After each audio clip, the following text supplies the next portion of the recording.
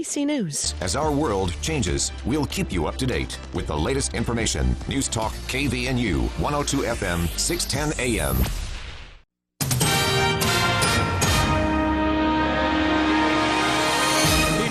News time is 5:05. I'm Bill Walter with this news update brought to you by the Duck Hunter. During their recent session, the Utah legislature really drove home their interest in a renewed focus on public transit, especially when anticipating more growth and the growth that has already occurred.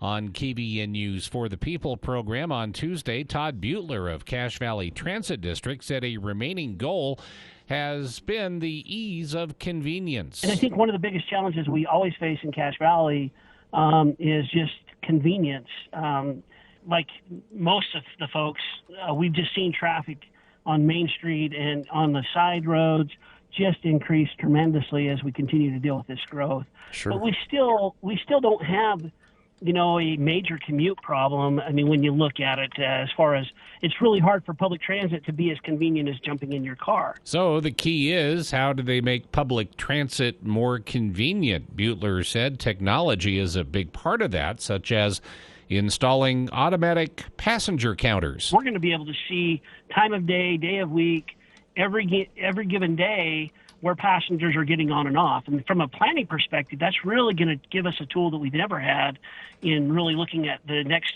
several years of how do we plan for growth. Another thing that we're doing is voice enunciators, where every stop will be announced both inside and outside the bus. And so for folks that are visually impaired, that's a tremendous tool. Butler said as everybody is more tied in with their phones and working while riding, this will be nice even for those who are not visually impaired.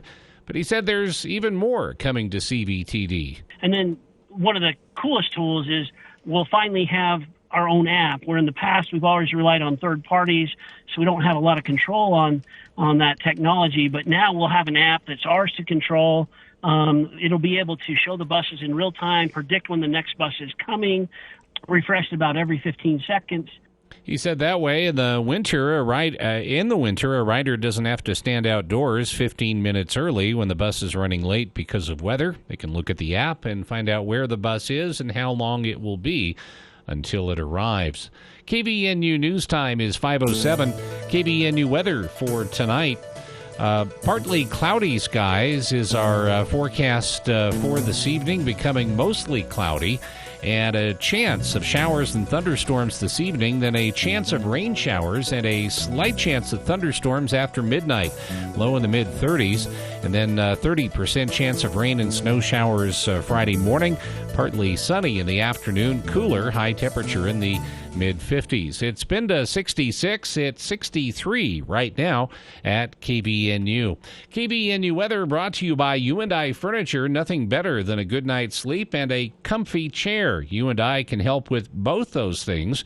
For a better night's sleep, choose a therapeutic mattress or something from U&I's full lineup of Maloof. Always a better buy at U&I, 28 West, 1st North, downtown Logan. John at the Duck Hunter asks, have you ever checked the dryer vent cover on the outside of your home? It could be broken, full of lint, or worse yet, you could have an unwanted guest living in it. John suggests you check your dryer vent today. And if you can't, call John at the Duck Hunter. He'll do a visual inspection, and if needed, run a camera through the dryer vent line to see what's going on in there. For a free consultation, call the Duck Hunter, 770-4813. We are the Duck Hunter. Breathe better, save money, protect your home. We are the Duck Hunter. KVNU News Time is 5:09. A 37-year-old Nibley man suspected of groping female customers at a Logan grocery store has now been found competent to stand trial. Joshua Kress was arrested in 2020 and later booked into the Cache County Jail. The case against him was put on hold in June 2021 after doctors found him incompetent to understand the charges against him. Kress participated in a review hearing in 1st District Court Wednesday morning, appearing by web conference from the Utah State Hospital. He was previously charged with forcible sexual abuse, a second-degree felony, and giving false personal identity to police, a Class C misdemeanor. Public Defender Ryan Holdaway told the court doctors had restored Kress's competency. The defendant was now able to understand the judicial proceedings and adequately defend himself. According to an arrest report, Logan City police officers were called to a grocery store on December 21st, 2020, after a woman claimed that Kress had walked up behind her and grabbed her buttocks. The alleged victim notified her husband, who was with her at the time the assault took place. The husband reportedly followed the individual through the store, while the woman notified employees who contacted security. And a woman who said she was raped by an Idaho lawmaker while serving as a legislative intern fled the witness stand during the rape trial Wednesday. The woman was visibly distressed as she haltingly described the first moments of the assault. Then she said she could not continue and walked out. The judge told jurors not to consider her testimony since the defense could not ask her questions. Former Representative Aaron Von Ellinger has pleaded not guilty to rape and sexual assault and maintains the sex was consensual. He was charged last year after the then 19-year-old intern told a state house supervisor that he assaulted her at his apartment. KBNU News Time is 5:11. For more details on these and other stories, visit CashValleyDaily.com. The station for news and talk. KVNU 610 AM and 102.1 FM. Wow, your cars look so shiny. Thanks. I've been taking them to Green Gorilla Car Wash. Thanks to their new ceramic application, my cars have never had such a glossy shine. Sounds expensive. You haven't heard about their sale? Right now, their Jungle membership with ceramic coating is half off for every vehicle. Instead of $30 per month, I'm only paying $14.99 from now until September 2022. That's almost a whole year. I know. My half-price membership is good at both Green Gorilla locations in the Valley. I better head there now. Jessup Insurance and Retirement Services. Let us guide you. Jessup Insurance has a local office with professionals that understand all the Medicare plans available to Utah and Idaho citizens. They simply make Medicare understandable at no additional cost. Call Jessup Insurance 435-213-3200 or Google Jessup Insurance. Jessup Insurance and Retirement Services. Let us guide you. Hi, this is James Stevens with White Pine Funeral Services. At White Pine, we value compassion, integrity, and service. We are committed to serving you and treating your family as our family. We will be here when you need us most, to listen, to help, and to provide exactly what your circumstances require. At White Pine, we promise to dedicate our time and attention to you and your family. We invite you to come by and meet us. We're confident you'll feel a difference. The temperature's warmer, and here at Alpine Home Medical, we couldn't be happier to serve you as we mark our 25th anniversary this spring. Hi, I'm Jay Broadbent, and I want to thank you for being the best customers over the last 25 years. We couldn't have done it without you. If you've shopped with us before, thank you. If not, we want to make sure that we're your one-stop shop for all your home medical needs. You'll find the most selection and best quality products. Check out our power scooters for better freedom to help you move around and get you where you need to go easier. With compression socks, CPAP supplies, and incontinence products, our resupply team ships discreetly to your home where you need it, when you need it. You get it all in unmarked boxes to protect your privacy. Alpine Home Medical has 10 locations across Utah and southern Idaho to serve you. Visit us online at alpinehomemedical.com.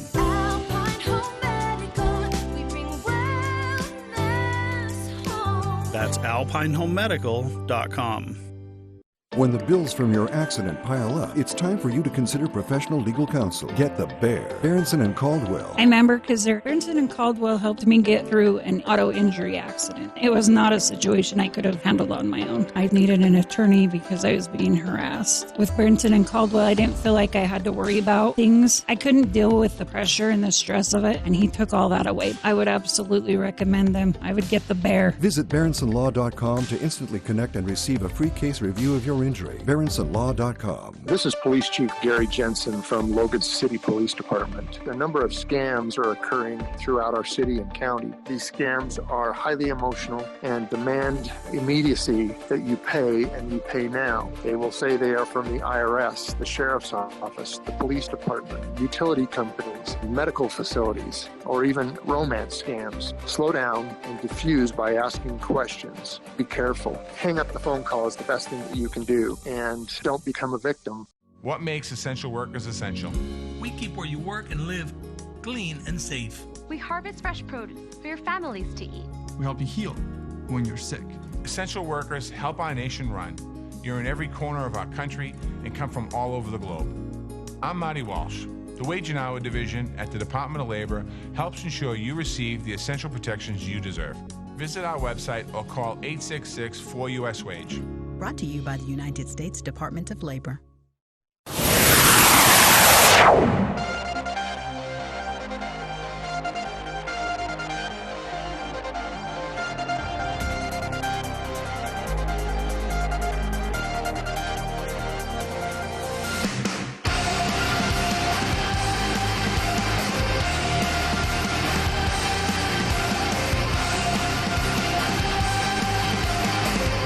Welcome back to KVN News for the people. It's fun to be able to highlight these things, but kicking off hour 2 here with yet another student fundraiser to go to a national competition. A listener emailed yesterday after we talked about, if you weren't listening yesterday or haven't grabbed the podcast, the link is still on our Facebook page, but a group of high school students here in Utah have won the recognition and the honor, really, of as a speech and debate team getting to go to the national tournament in Louisville, Kentucky this summer. The problem is, here in Utah, there are no funds through any school district in the state to go to a national competition like this. I personally think that's an oversight on the part of districts or the legislature, whoever makes that decision. I'm not sure.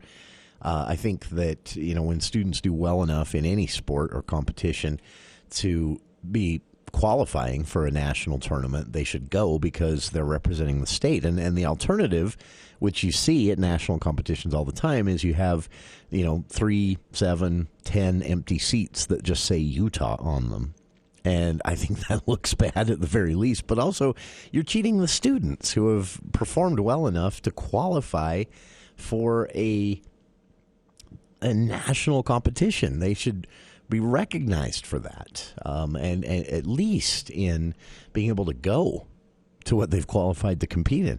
So, unfortunately, here in Utah, that's not how it works, and so oftentimes these fundraisers are necessary. So yesterday on the program, we talked about Hunter High School students, 3 debate students on the Hunter High School Wolverines speech and debate team have done well enough in state and regional debate competitions that they have qualified for the national tournament in Louisville, Kentucky this summer. And they're fundraising. They need $5,000 to cover travel and lodging and food expenses for these 3 students. The students' families can't afford it themselves. I mean, whose family really has that much sitting around to burn on short notice? And the school, as I've said, has no funding for this type of thing. So they're dependent on Utahns funding this. And a little update on this, by the way, after we talked about it here on the show. 2 things. One, I was proud to see a lot of Cache Valley names I recognized in the fundraising list after the show yesterday. And also, they are almost halfway to their $5,000 goal. They're nearing the 2,050 is where it's at right now. $2,050. They were at about $1,000 before the show yesterday. So hats off to Cache Valley. Even though this is a school in West Valley City, this is Utahns helping Utah students. And I love to see that. And again, I love seeing a lot of Cache Valley names I recognized in that fundraising list. The link to that GoFundMe set up by the coach who we spoke with yesterday on the show of the Hunter High School Wolverines is on our Facebook page. And there's another one there now. The USU lacrosse team, same situation. because it's, I mean, let's just be blunt. I didn't want to say this when we had the coach of the speech and debate team yesterday. I will say it here today, even though this is by no means the words of the Hunter Wolverines coach or anyone involved with USU lacrosse. The issue here is basically it's not football. Lacrosse, speech and debate, these science competitions that students excel in sometimes here in Utah, it's not football, so there's a money for it, and that's just the reality. It's unfortunate and frustrating, but so a fundraiser underway for the USU men's lacrosse team, and Trevor Crosby is organizing that fundraiser. They launched this back on April 17th, and their goal is a bit larger than the $5,000 goal for the 3 debate students at Hunter High School who are fundraising also through GoFundMe for travel and lodging expenses to compete in that national debate tournament. The lacrosse team is fundraising also for a national tournament they've qualified for. Now, the lacrosse team is larger than a debate team, so they've got to raise more money. They won this honor with a 10-5 record and wins against 5 nationally ranked teams they were expected to lose to. And so they're looking for support from Cache Valley, from around the state, just like the Hunter High School debate students, to get out to Round Rock, Texas for the national tournament where they will be representing Utah State University and competing against other top teams from all over the country. And the team says they are confident they can bring the lacrosse championship. This would be a first, that they can bring the lacrosse championship back to Logan if they're able to get out there and compete. The problem is, again, there's no funding for this. So the community is all they have to turn to. So far, since the 17th of April, they have raised $6,100 of their $16,000 goal, and they're hoping people will step up and help them out with this. It's pretty amazing, honestly, that teams are able to do this. It's unfortunate they have to, but I posted a link to this alongside the fundraiser for the Hunter High School debate students we talked to yesterday on the show. USU lacrosse, men's lacrosse team, hoping to get out to the national tournament they've qualified for in Round Rock, Texas in just a bit. And that one, they've got a ways to go still. So the community, if you're out there, if you're looking as a business and want to sponsor, there are ways to do that as well.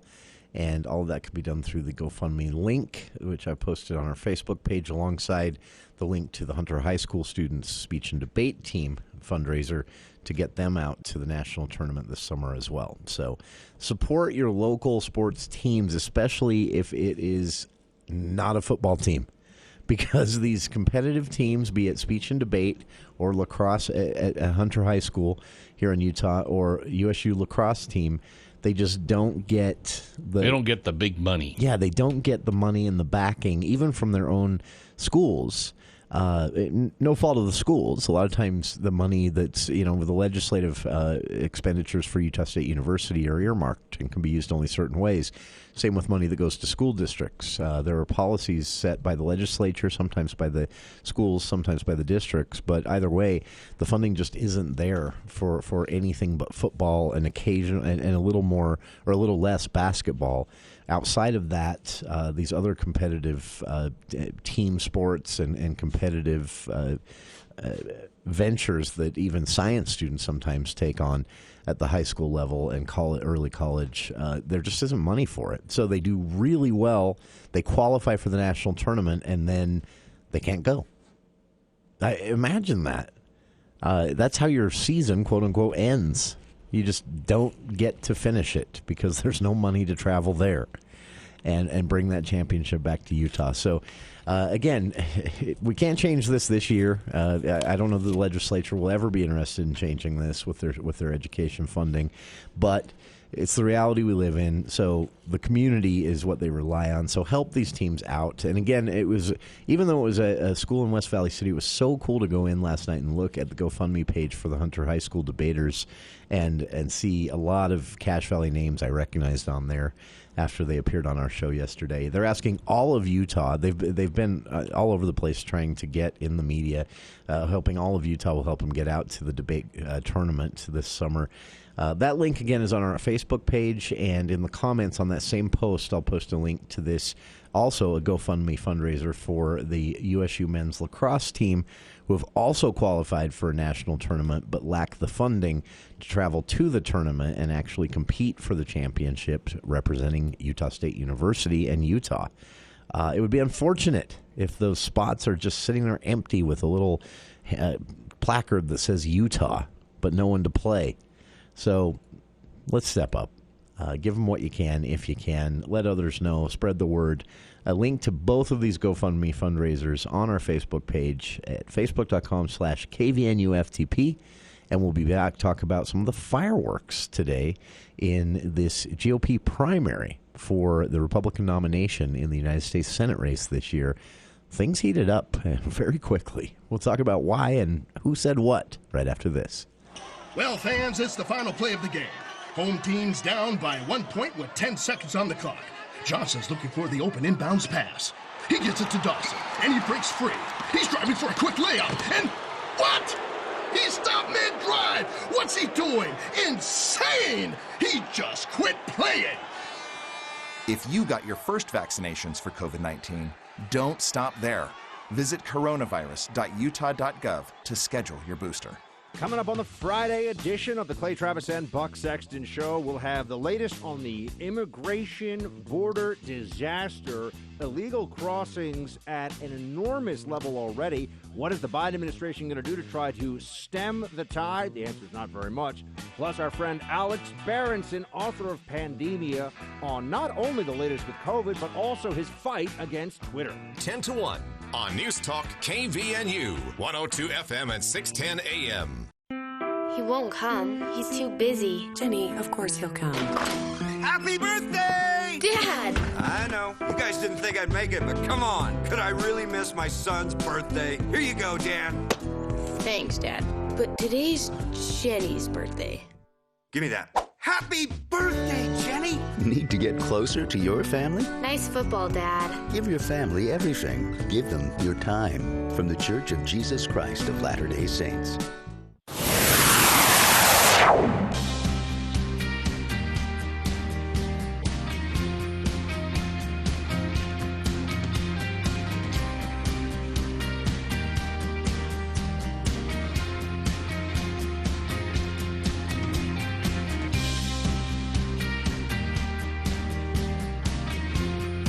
Welcome back to KVN News for the People.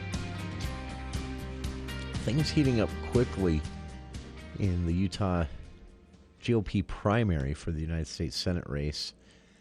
This has been, this has been one of the more contentious, more attention-grabbing, a lot of different ways you could put it without, impugning any particular candidate of the three Republicans vying for the nomination, which, of course, include incumbent Senator Mike Lee, challenger, former state Republican lawmaker Becky Edwards, and a newcomer to politics, but well-known. She was a member of Herbert's team for some time, then went on to head up part of the comms team for the LDS Church, and Allie Isom. She was a guest on our show recently. Becky Edwards will be with us next Thursday, actually, here in the studio, even. They'll be in Cache Valley that day campaigning, so they've agreed to stop by in the 5 o'clock hour after Charlie leaves a week from today. So it's fun, to be able to spotlight these candidates. Primaries, I think, are always healthy for a party and for voters in general. Keeps incumbents on their toes, if nothing else. Nothing whips an elected official into line like a scare, electoral scare. Don't get me wrong. I don't want anybody going out there and doing any of the crazy stuff we unfortunately see sometimes in the news. But being the fear of losing one's power and one's position, especially a position as high as the United States Senate, that can really correct a course. We've seen it happen over and over, not just here in Utah, but in other states throughout the country. And so primaries are healthy. in this race, we've had the fireworks of the January 6th Insurrection Investigative Committee in the House was obtained through government records, and there was a court battle. Some wanted to keep these from being made public, which should never happen, and luckily the courts usually agree with that, and so they were finally released to the investigative committee, and the committee made them public. And CNN got the report out first. Actually, everybody got them. Well, all the legacy media got them at least. New York Times, Chicago Tribune, Washington Post, CNN, things like that. Fox News, MSNBC. But CNN was the first to actually get the story published, and so they got all the credit for it. And in those text messages, there were some, at very least, unflattering conversations Senator Mike Lee was a part of with White House staffers in regards to attempts to overturn the results of the 2020 election. At very least unflattering, like one that was him actually texting the White House chief of staff and saying, "What is it I should be saying here? Please tell me what I should be saying." That's not anything you ever want your elected officials to be saying to someone ever. They should be able to think for themselves, especially on something this important. But there he was, and Senator Lee is he's doing his best to handle the way those texts look, and you know, there was another set of texts that basically laid it out that Senator Lee hadn't been as forthcoming as everyone had hoped in his decisions and involvement in that that whole fiasco with Rudy Giuliani and what's her name, the Kraken. It fizzled. There was nothing to it in the first place. Senator Lee did eventually conclude that, but he wasn't as upfront about his initial involvement as he'd let on, including, you know, and this one I've heard, this always comes back to bite you in one way or another, but he fibbed to Bob Woodward, of all people. And there's a rumor in Washington, D.C. that you don't ever do that. That Bob Woodward will always get even if you aren't honest with him, and he puts it in his book. So we'll see where that goes. Of course, challengers obviously jumped on this.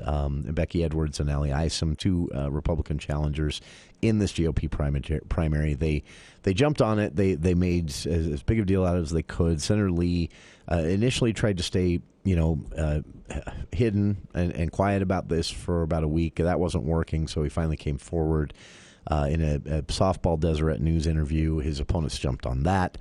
And that brings us up to this week. It had started to kind of die down a little bit for the Senator Lee text messages and stepping on a rake experience for him there.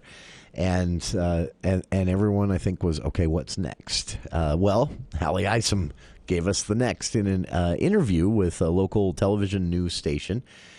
She was asked the question. So the convention happens over the weekend. Delegates very predictably give Senator Mike Lee first place, former state representative Becky Edwards second place. These are Republican delegates at the GOP convention. Senator Mike Lee first place, Becky Edwards second place, and newcomer Allie Isom third place. We've also seen news stories about fundraising in which you have a similar tier. You have Senator Mike Lee with, I think, a couple $1 million at this point.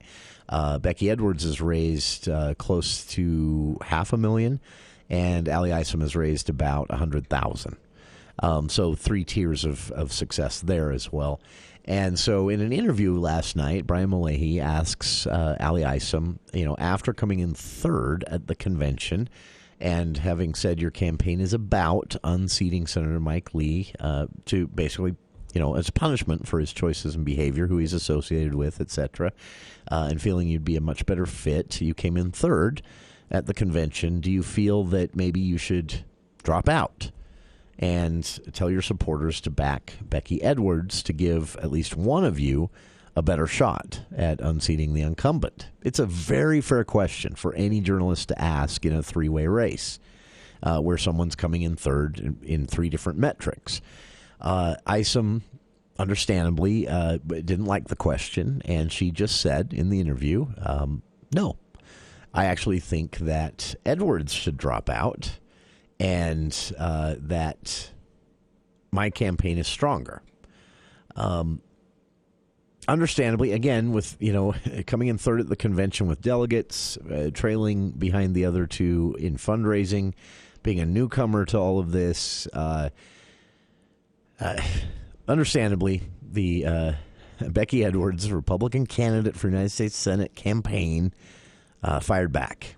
And here's what Edwards had to say today. She said, I have, from the start and up until even this last weekend in the convention, been the leading Republican challenger in this race. That's true. Leading in every poll. That's also true. 3 have been done. And Becky Edwards, as far as the challengers go, has been leading in each one. And total dollar amount raised, also true. Cash on hand, I don't know if that's true. I assume so, where she's out fundraised ISM.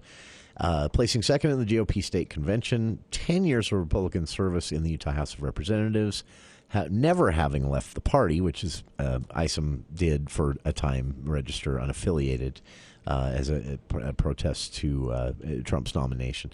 Over 1,500 volunteers and tens of thousands of followers across social media. I don't know if that matters, but you can't blame him for pointing it out. She wrapped up, the Edwards campaign wrapped up their statement in response to ISM calling for them to drop out with, public statements without proven performance is precisely why I'm in this race against Senator Mike Lee in the first place. Edwards, for background on that statement, Edwards has made her campaign about the fact that Senator Lee really hasn't had that impressive of a track record as far as actually being able to get things to happen in the United States Senate. He hasn't been able to build a coalition around his bills and get them actually through one chamber or the other.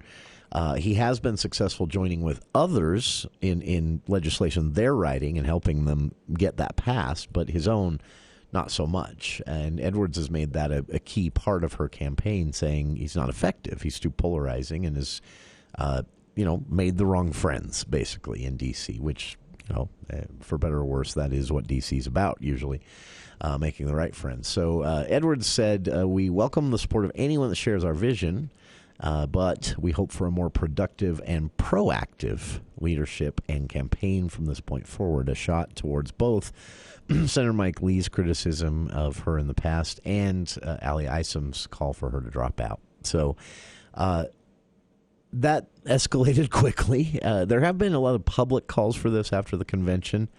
It is, the wisdom, the thinking behind this is that you've got the three-way race. If someone really wants to beat Senator Lee, the incumbent, in this primary, one, he's vulnerable. That's what's got everyone excited here. It's very rare you have someone who's been in the Senate as long as Lee has, who would poll, at least in the polls, as vulnerable as he is. He's under 50% in every poll, which means someone could take him out in this primary.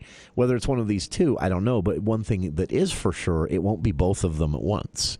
Both of them at once basically split any preference that might exist out there for giving Senator Lee the boot in Republican. Because remember, this primary is Republican voters. Registered Republicans will get ballots on this one. It's not just 3,000 of the most diehard, usually a bit more further right delegates of the GOP convention. It's general rank and file registered Republicans. So if there is a lot of sentiment out there that Senator Mike Lee, especially in the last few years, has been a disappointment, having two candidates out there making that same case, you're just going to split that vote, and neither one will get enough to win the primary. That's the thinking behind this. And now Isom and Edwards are kind of going back and forth on this a little bit. Isom, of course, even though she's in third place in almost every metric, fundraising, the convention vote, and the length of campaign, cash on hand, cash spent, third place on all of those. She's saying Edwards should drop out because Isom, says she's got a more proven track record. Edwards responding saying, I was a Republican House representative for more than 10 years. That's a pretty trackable track record. It's all public record. Expect this one to heat up a little bit. I doubt there's a debate scheduled for June 2nd. And as I understand it, this will be televised, I think. But that has not been officially confirmed. There's a little trouble with that Utah Debate Commission and whether they actually even still exist. But the debate has been scheduled and planned for June 2nd. We'll have the audio of it, of course. But I would expect that no one's dropping out before June 2nd. And if someone does, I predict it will be Isom.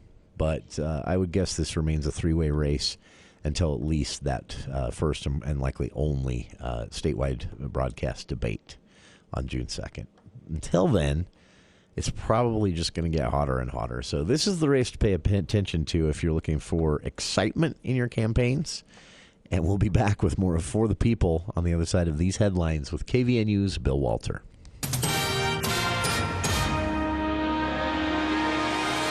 Thank you, Jason. KVNU News Time is 5:39, and the news is brought to you by Northern Steel Buildings. A decision in February by Governor Cox to update Utah's COVID-19 dashboard weekly instead of daily led to the third release today of data in the new format. Information is drawn from monitoring wastewater, clinic and ER visits, hospitalizations, and deaths. It's the implementation of the steady state response to the pandemic, which was announced 2 months ago by the governor. In recent tests of the state's 32 municipal wastewater facilities, officials found increasing levels of coronavirus in 19 of them. The Bear River Health Department was not among them. The latest report from northern Utah, taking in cash, Box Elder, and Rich County, shows 51,601 total cases, 2,046 hospitalizations, and 247 COVID deaths the last 25 months. More than 71% of the three-county population has received at least one dose of vaccine. The April 21st report from the Utah Department of Health indicated nearly 1,200 new cases statewide in the previous 7 days. But this week's report shows 1,695 new cases in 1 week, an increase of several hundred over the last 7 days. Also, 7 new COVID deaths were reported this week, adding to the total of 4,747 deaths since the start of the pandemic in March 2020. UDOH said Utah's total coronavirus cases surpassed 932,000 this week, while hospitalizations now number more than 34,000. There were 59 COVID hospitalizations the last 7 days in Utah, which includes 10 in intensive care. Coronavirus patients made up less than 1% of emergency room visits, however, the past 7 days. The number of Utahns fully vaccinated stands at 2,012,715, nearly 62% of the state's population. More than 5 million total doses of vaccine have now been administered in Utah. The Utah Jazz are facing elimination tonight, trying to hold off Dallas in Game 6 of their series tonight. Dallas with a 3-2 lead in that series, taking on the Jazz at Vivint Arena, 8 o'clock tonight. That game will be televised on TNT. You can hear the radio broadcast on our sister station, 106.9 The Fan, this evening just before 8 with the pregame. Bell Semiconductor has filed a patent infringement lawsuit against computer chip maker Micron Technology. The lawsuit, filed Wednesday in U.S. District Court, contends Boise, Idaho-based Micron is using, without authorization, a process for making semiconductor devices developed and patented by Bethlehem, Pennsylvania-based Bell Semiconductor. The patent has to do with a layering process for fabricating semiconductor devices that has allowed the devices to become smaller, dramatically increasing performance. Bell Semiconductor is seeking a jury trial, unspecified damages, and an order from the court barring Micron from using the process. Micron did not immediately respond to an inquiry from the Associated Press sent to the company's Corporate Communications Department. KBNU News Time is 5:43. The wind is whipping, rain is pouring, branches are falling, and it could hail at any minute. How could you leave your baby out in that storm? Well, I can't park her in the house. Oh, baby, Daddy loves you. I'm so sorry. What can I do? Call Northern Steel Buildings to protect your baby. We build custom agricultural buildings, barns, arenas, warehouses, and equipment storage that's built to last. Schedule a free consultation at northernsteelbuilding.com. That's northernsteelbuilding.com. Value from concept to construction. KVNU weather for tonight, mostly cloudy, a chance of showers and thunderstorms this evening. Chance of rain showers, slight chance of thunderstorms after midnight, low in the mid-30s. The Storm Prediction Center has northern Utah under a marginal risk for severe storms this evening. Cloudy, 30% chance of rain and snow showers tomorrow morning. Partly sunny in the afternoon. Cooler, high temperature in the mid-50s. And then partly cloudy, around 60 degrees on Saturday. Our high today has been 66. Right now it's 63 at KVNU. KVNU weather brought to you by Logan Extermination. Bugs and all their creepy friends want to come inside. Call Logan Extermination to come spray your foundation and keep them out for only $55 per month. Call 752-8450. For more details on these and other stories, visit CashValleyDaily.com.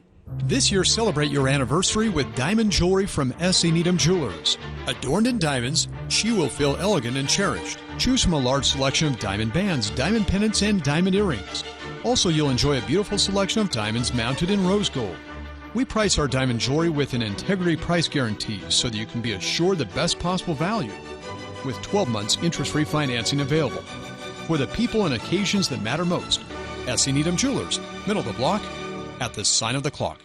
There's nothing like hearing the songs you love on local radio, with no subscriptions and no monthly fees. But there's a new bill in Congress that could stop the music.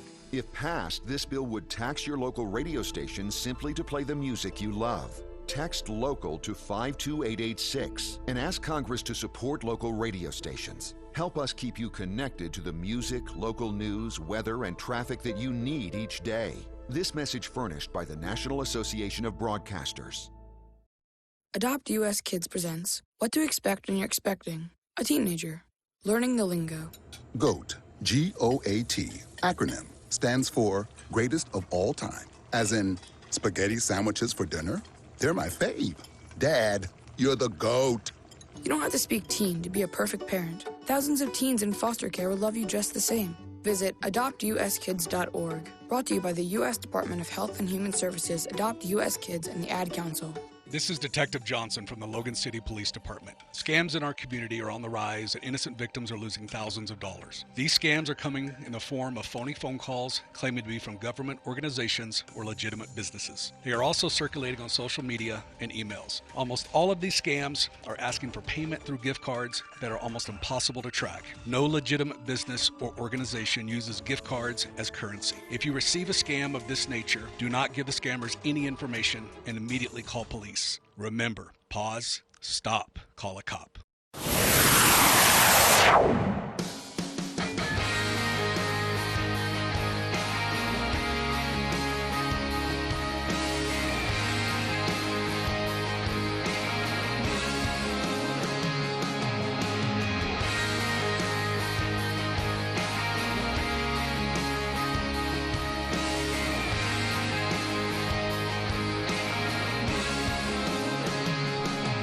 Welcome back to KVN News for the people. It is a couple of responses from listeners here, and then we'll move on from that Senate primary for the time being. Republican candidate for United States Senate, Becky Edwards, will be our guest in the studio 1 week from today, this same hour. We spoke with Allie Isom last week. That interview is available on our podcast. Go to the Podcastics service. Just search Podcastics. Search on their page for KVN News for the People, and you can subscribe. And whatever podcast listener you prefer on your phone or tablet device, you can never miss an episode, which is kind of an important thing. That Allie Isom interview is there, and again, Becky Edwards will be with us 1 week from today. As far as Senator Lee's campaign, one thing, not to make excuses for the incumbent, but one of the things that's a bit harder for incumbents, so here's what I was getting at. A few listeners said, you've spoken with Isom, you said Edwards is coming up. Is the Lee campaign just in hiding? No. What makes it a little tougher for incumbents? So challengers, there's two things that are great about being a challenger. You can kind of say and promise anything you want because you haven't been there yet. For incumbents, you have a track record. That's, Senator Lee's biggest anchor, I think, in this race are some of his moments of bad judgment. Endorsing Roy Moore was, I think, not great. He's since distanced himself from Ted Cruz, but for a while there, they were pretty tight, and Ted Cruz kind of used him. And so there are things like that Senator Lee's going to have to answer for. His opponents are surely going to go after him for it. Whereas his opponents, Edwards has a track record in the legislature, but it's pretty glistening clean. It's basically everything you'd expect a Republican state lawmaker to do as far as her votes and the bills she sponsored. So, and Isom, of course, is new. She's worked in politics, but she's never worked in elected office, and so no real track record to go after there. So that's where incumbents, I think, are a little bit hindered. But the other thing is they have a job to do that they have to still do. And so when it comes to Senator Lee, he will be a part of the show before the primary. He will be a guest here on the show. His team has promised that. But the problem is we've got to wait for schedules to permit that. And so the Senate schedule is pretty hectic right now and up in the air because they have a lot going on. And Republicans, of course, are not currently in charge. So they have the Democrats with a one or, effectively, technically 2 seats, but functionally 1 seat majority. They do get still to lay out the schedule, and they have some priorities that Chuck Schumer has set that may keep them in session at a time when normally they take a little break. So it might be a bit before we have Senator Mike Lee here on the show, but he will be a guest on the show for listeners to hear from and ask any questions you'd like of, just like the other candidates. And that will happen before the end of this primary. So, yeah. So a listener had inquired about that and was implying that Senator Lee was, quote, hiding under a rock. Not the case. It's just with incumbents, it's a bit tougher to schedule them. We have to work around their schedules, and they have to work around Senate leadership schedules that's set for them. So, but yeah, Senator Lee will be joining us again. Ali Isom was with us last week. You can hear that interview on our podcast feed, the Podcastics service. Search for KVN News for the People, or just search for KVN News for the People in your podcast app of choice, and you'll see the subscribe link there. And it was last week that Isom joined us. And next week, Republican candidate for United Senate, Becky Edwards, will be here in the studio with us. They'll actually be in the Valley campaigning that day. We'll have some more details on that coming up. All right. On the other side, yesterday I said, hats off to Cache County Council Vice Chair for apologizing, sort of, to David Zook for an altercation that took place and has sparked an investigation.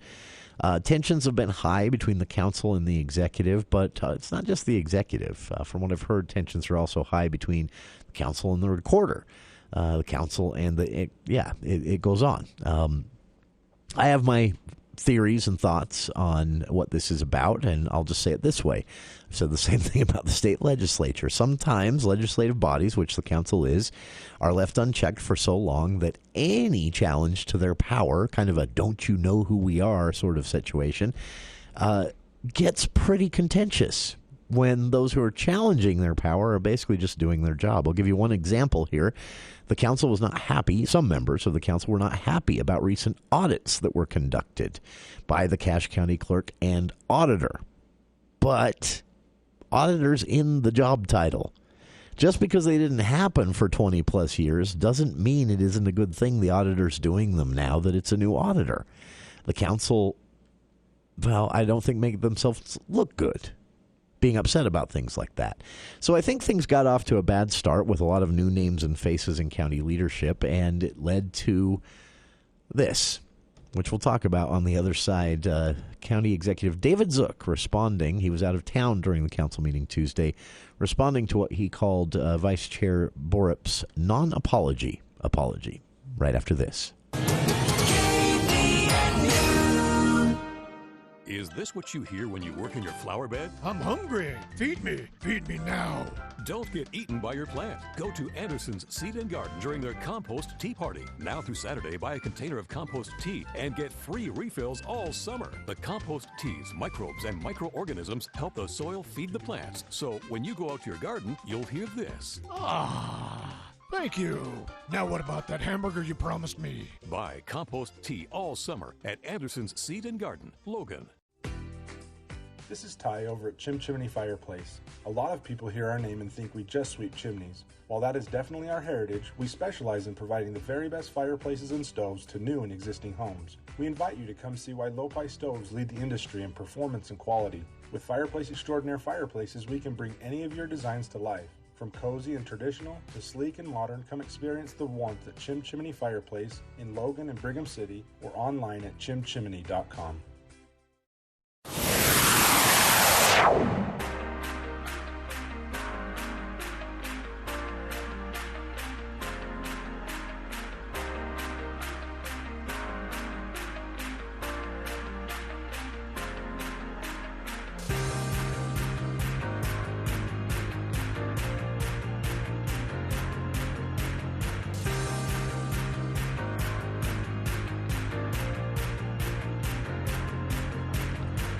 Welcome back to KVN News for the People. Yesterday on the show, I praised Cache County Council Vice Chair Paul Borup for an apology that was given at the council meeting on Tuesday, the regular meeting. This follows the previous council meeting, what was reported as a, quote, altercation that occurred between Borup and Cache County Executive David Zook. And a few details have emerged from that yet, but an investigation by Brigham City Police. No, it is Logan City. I don't know. I think Brigham City did. That's right. To avoid conflicts of interest, right? Where some it got bumped to them. That's right. So Brigham City Police conducting investigation of what happened. As I mentioned before the break, there tensions have been a bit high since the elections. I tend to gravitate towards those who members of the council, I should say, seem to have some issues with. And I mainly, again, use as the example, one of the issues that popped up should not be an issue. The issue was that certain council members were not happy about some audits that were conducted that didn't really have anything to say about the council's work. They weren't critical of the council. The audit said, Jess Bradfield, the county clerk and auditor, was here in the studio and explained them to us, went through them in detail. The audits basically said things could be done better in the executive office, in the county recorder's office. It had nothing to do with criticizing the council, and yet the council apparently was not happy these audits were conducted. I don't like how that looks. I don't know what it means, but I don't like how it looks. Audits are crucial. I think they should happen regularly, and I'm really glad we have a clerk and auditor that's conducting them again. No offense meant to former county clerk and auditor Jill Zollinger, someone I always admired and I think did an amazing job as clerk, but the audit part of that job definitely got put on hold for many years, a couple decades. So I'm glad Bradfield is taking that part of the job seriously, and these audits are being conducted, and they should be conducted regularly anyway. Again, the audits were critical of the executive office, of the recorder's office, not the council, yet the council seemed to take issue with them. To me, that paints the picture of a council that has gotten a little big for its britches, as is said here in Cache Valley. That's my personal take. I don't have any insider information to back this up. That's just my read of the situation. You see this with the legislature sometimes. When the legislature sometimes gets a little bit, don't you know who we are? And that happens in politics, but it's good when you are checked in a situation like that. So I think what's been happening is healthy personally, but it has led to some tensions, and I don't know the details behind any of what's just occurred at all. I've talked to no one involved. But here's what's happened since yesterday. Yesterday on the show, again, I mentioned Cache County Council Vice Chair Borup at the meeting Tuesday issued an apology of sorts. He said that in his he stood up during the council meeting and said he wanted to apologize to the rest of the council for what had occurred, said that he was embarrassed for his own behavior, that his emotions got, I'm paraphrasing here, that his emotions got the best of him, and he was sorry for, how he made Cache County leadership look. He did not apologize to Zook directly or mention Cache County Executive David Zook, who was the recipient of this, whatever this altercation was between Borup and Zook a month ago. Today, Cache County Executive David Zook fired back. He was out of town for the meeting on Tuesday on official executive business. This was a kind of a statewide meeting that was happening in Draper for county representatives. And so Zook issued a statement last night, that said Councilmember Borup apologized Tuesday to his fellow council members for embarrassing them for his behavior. However, he has not apologized to our employees and citizens who are also affected by this. When he threatened me 2 weeks ago, he was already under investigation for another violent outburst that had occurred a few weeks prior. There have been several incidents where he has yelled, accused, and abused staff and me over the last few months. After the council meeting on April 12th is the one he's referring to, I made a critical error, Borup said in his statement Tuesday, and let my emotions get the better of me. Zook, in his statement, obviously saying, not good enough. So we'll see where this all goes from here. It's unfortunate, but hoping for the best. By the way, County Executive David Zook will be with us